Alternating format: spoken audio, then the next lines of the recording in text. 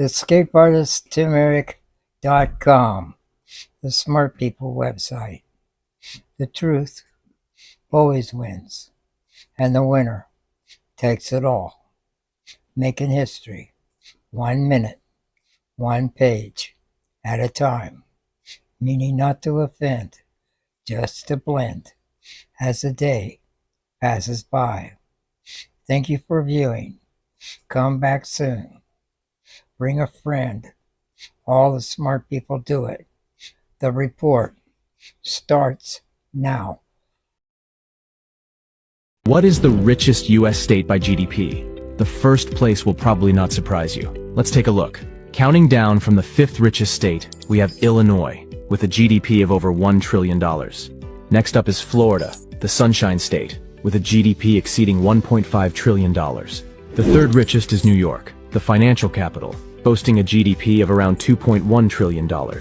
Texas takes the 2nd spot with its massive GDP of over $2.5 trillion, driven by its energy and tech industries. And claiming the top position is California, the economic powerhouse with a staggering GDP of nearly $3.8 trillion, thanks to its diverse industries. The United States, as of January 2024, has finally figured out and submitted its own claims for expanding its territory based on this United Nations policy, something other countries have been doing for about 15 years now. All told, the United States has expanded its territory in 6 areas. The first, largest, and likely most valuable addition to the United States is in the Arctic Ocean, north of Alaska. This region adds about 200,000 square miles to the United States, or about 1.25 Californias. And if it's anything like the rest of northern Alaska, there's potentially a lot of oil in this region, hence why it's so valuable to the United States. Though it must be pointed out that drilling for oil here would be devastating for the Arctic environment.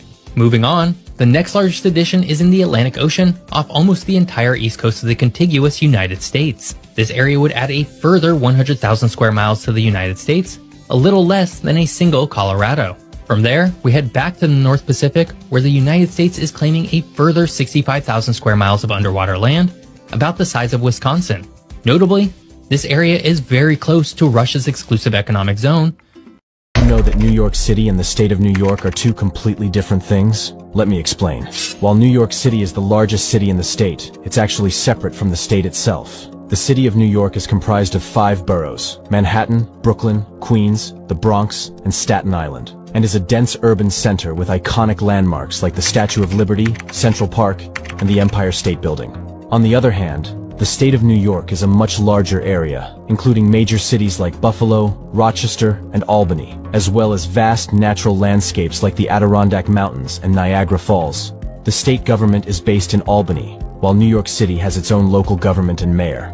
While the city of New York is a global cultural and financial hub, the state of New York is known for its diverse industries and many other things. So, the next time you visit New York, remember that New York City is not New York. Do you know which country has the most police in the world?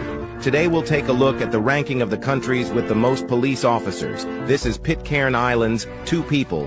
This is Wallis and Futuna, 20. This is Tuvalu, 72. This is Vatican City, 130. And this is Andorra with 237. This is Monaco, 500. This is Australia, 65,000. 67,425 in Canada. This is Nepal, 79,538.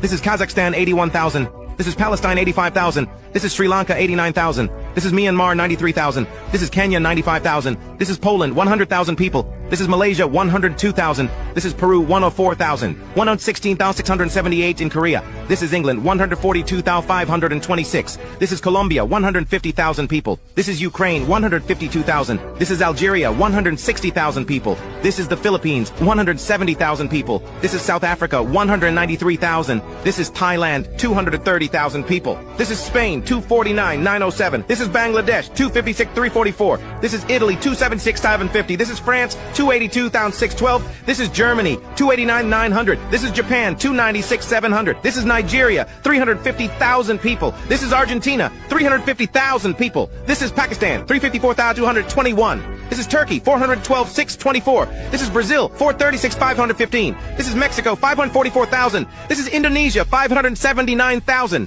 This is the United States. Many Americans are not fully aware of the immense power of California. This state, with its population of around 40 million, is the most populous in the United States. This number exceeds the entire population of Canada, a country over 20 times larger than California. On top of that, despite occupying only about 4% of the US land area and comprising roughly 8% of the nation's population, California significantly contributed approximately 14% to the United States GDP, generating a massive $3.6 trillion in 2023 alone. To better understand it, if California were to be an independent country, its economy would be larger than countries like Romania, Pakistan, Malaysia, Hong Kong, Finland, Iran, Vietnam, and Czechia all combined. Considering all these factors, can California function independently? The shape of Colorado looks so boring and rectangular on a map, but it's not like that at all. And moreover, it's not just 4 sides, but as many as 697. And here's why. In 1876, Congress defined the borders of Colorado as a rectangle stretching from 37 to 41 latitude and from 25 to 32 longitude from Washington, D.C. Still a rectangle, right? However, if we look at a globe, we can see that the lines of latitude are parallel, while the lines of longitude converge at the poles, creating a constriction. So, the northern boundary of the state is shorter, and now we can see a trapezoid instead of a rectangle. But what about the number of sides? It still looks like Colorado has 4 sides. In 1879 did the Boundary Survey Team begin the process of transferring the card boundaries into real land borders. Unfortunately, they didn't have Google Maps, navigators, or accurate satellites. They only had magnetic compasses. Due to the lack of technology, they thought they were moving in a straight line, but were actually zigzagging. A few years later, when mistakes were discovered, it was too late to correct them, and the border was left as it was. That's why the state has 697 sides instead of 4. Why do 80% of all Americans live east of this line, while only 20% occupy the western part of the United States? Even more, the majority in the West live in California, Oregon, and Washington within this line, accounting for 11% of all those living in the West.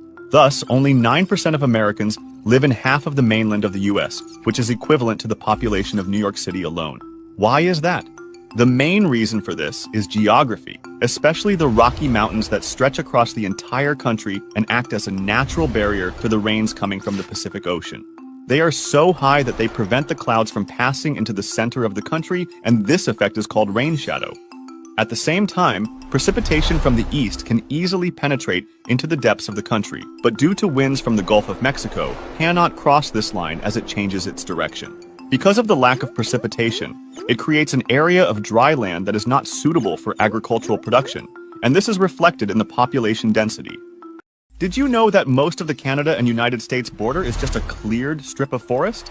Yes, they decided to mark the longest land boundary in the world just that way, for 5,500 miles from the state of Maine to Alaska, by simply cutting a 20-foot wide strip of forest wherever there are trees. This deforestation is also known as the slash. The dividing line is also marked by monuments. There are about 8,000 of them along the border. All this is done in order to have a physical marking of the border. For example, during a hike, a person can easily identify the boundary. The slash is maintained by the International Boundary Commission, which also removes new trees there every 15 years. An interesting fact, the clearing of these trees costs each U.S. taxpayer about 50 cents per year. Unlike the southern border, there are no fences, barriers, or military support, making the border between the USA and Canada the most undefended border in the world. But you can't easily cross the slash there. Residents of the USA and Canada can only cross the border through checkpoints located on major roads.